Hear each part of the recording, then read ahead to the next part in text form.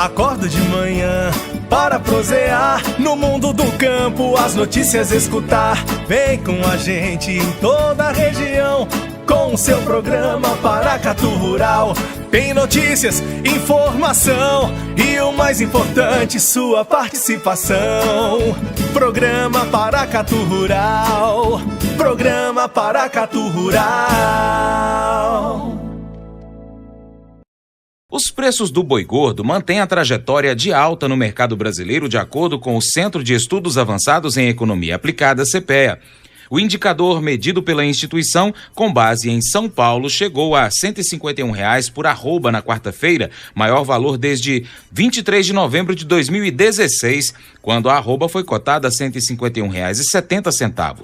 No acumulado dos primeiros 19 dias do mês, a referência do CEPEA acumulava a valorização de 2,86%. O impulso vem da baixa oferta de animais prontos para o abate. Além disso, as exportações brasileiras de carne in natura seguem intensas neste mês. Contexto que ajuda a reduzir a disponibilidade doméstica, dizem os pesquisadores em nota divulgada nesta quinta-feira, dia 20. Agora nós vamos saber detalhes de como está o mercado de carnes com nosso colaborador César de Castro Alves, da MB Agro. Olá, amigos e ouvintes do programa Paracatu Rural. Trago aqui as informações do mercado de carnes, especialmente de boi gordo, referente aos últimos 30 dias.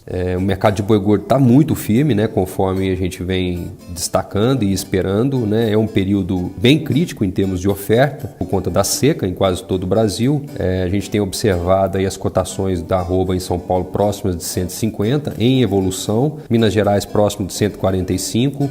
O boi está subindo em relação às médias do mês passado, em torno de 3%, mas a carne subiu mais. Obviamente, o movimento da carne reflete a aproximação, né? Ainda não estamos tão próximo do final do ano, mas a tendência é de uma melhora gradativa da procura para o abastecimento do varejo. Também tem influenciado bastante essas altas o movimento do dólar, né? O dólar subindo, a exportação fica mais competitiva, né? O nosso boi fica mais barato em dólares e isso adiciona, obviamente, competitividade no Brasil e permite que os frigoríficos remunerem melhor os produtores. Então, a carne está subindo no mercado interno e o dólar está ajudando os frigoríficos na margem de exportação. Obviamente, essas negociações fechadas com o câmbio mais interessante para exportação, que os frigoríficos têm obtido agora, só vão aparecer mais à frente, porque existe um tempo entre o fechamento do negócio e o recebimento. Então, imediatamente, isso acaba afetando as negociações, mas o frigorífico só vai ver essa receita mais adiante. E a pressão do dólar é para cima, né? Primeiro, as nossas incertezas eleitorais aí, e segundo, o próprio movimento externo de elevação das taxas de juros, gradativamente tem colocado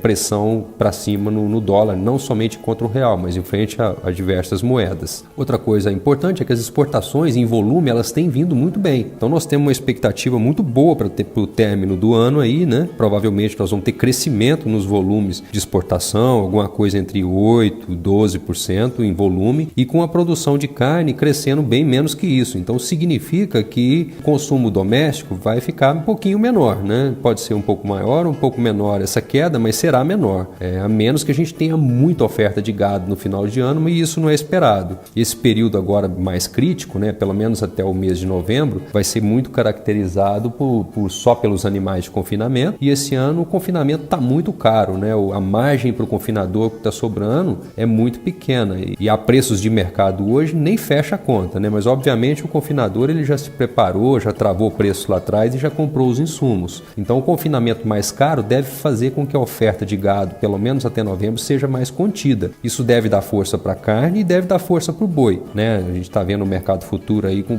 cotações aí bem interessantes aí para o final do ano, e isso reflete essa conjuntura. Exportações boas, dólar em alta e relativo controle da oferta de gado. Então o mercado de boi bastante equilibrado e as exportações ajudando bastante, mesmo ainda sem o mercado russo. Já as criações de frango e porco estão bastante pressionadas por conta, obviamente, da ração muito cara. Os preços do frango estão mais elevados que o do suíno, né? Ambos suínos subiram, mas não o suficiente para gerar margem, né? Ou seja, o frango está mais ou menos empatado, o custo de produção com o preço de venda da ave viva, e o caso do suíno negativo fortemente, né? O suíno não subiu nem próximo do necessário para fazer frente aos custos de produção. Então, provavelmente, o suíno vai terminar o ano ainda no campo negativo, lembrando que desde o mês de fevereiro, pelos nossos cálculos, a rentabilidade do criador de suíno, né, da suinocultura, está negativa. Então, isso é bem preocupante e a grande justificativa disso, se não a única, é o mercado russo fechado para o Brasil, né, que significa quase metade da exportação brasileira de carne suína, está fechado desde novembro do ano passado e nós não conseguimos reabrir esse mercado para carne suína. Está fechado para o suíno e para o bovino, mas o efeito é muito maior no mercado de suínos. Então essa carne, que é coisa próximo de 200 mil toneladas que nós exportamos para os russos no ano passado até o mês de agosto, essa carne esse ano ficou retida no mercado doméstico. Isso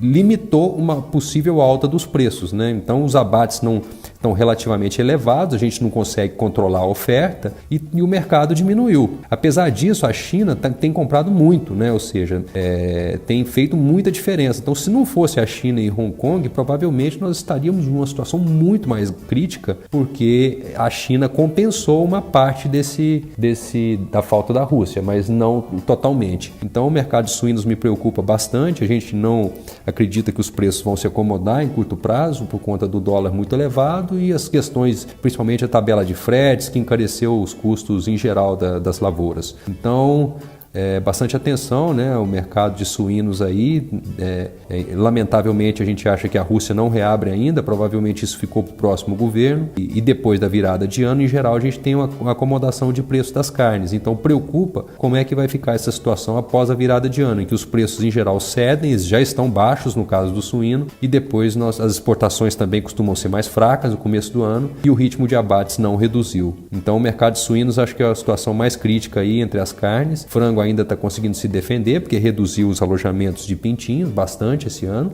embora isso já esteja também na direção contrária, né? Já está crescendo novamente o alojamento de pintinhos, vai significar mais carne no final do ano de frango, mas ainda assim muito próximo do ano passado, né? No caso do frango, está bastante dimensionado o tamanho da produção com o mercado interno e o externo. E no caso do boi é um cenário acho que é um pouco mais tranquilo. Então é isso, amigos. Espero falar com vocês em breve. Um grande abraço. Mas eu vou dizer uma coisa pra você, viu? Se quiser colocar propaganda sua aqui nesse programa, eu vou dizer um negócio, você vai ter um resultado bom demais, senhor. Isso mesmo, é facinho, senhor. Você pode entrar em contato com os meninos ligando o telefone deles, é o 38, é o 991810123, bem fácil. É muito bom porque aí a sua empresa vai sair dentro de um programa que é ligado aí ao homem para a mulher do campo. É bom ou não é, só?